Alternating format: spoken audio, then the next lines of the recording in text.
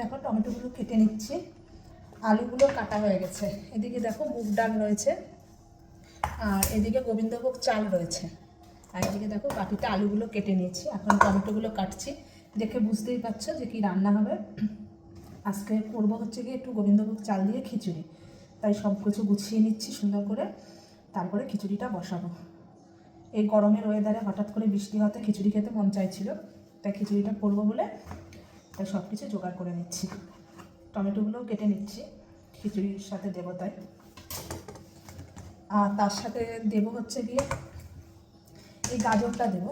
তা গাজরটা আজকে পুরো দেবো না, গাজরটা লম্বা লম্বা করে কেটে তাই দেবো। দেখা যাক কীরকম হয় খিচুড়ি রান্না। তা গাজরটা কেটে নিচ্ছি।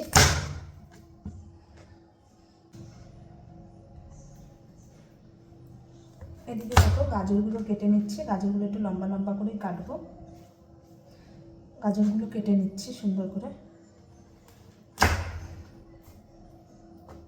একটু পাতলা পাতলা করেই দেবো গাজর।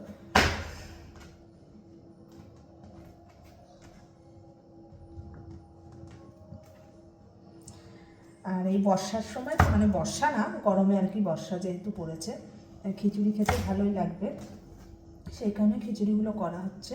খিচুড়ি টুক করবো।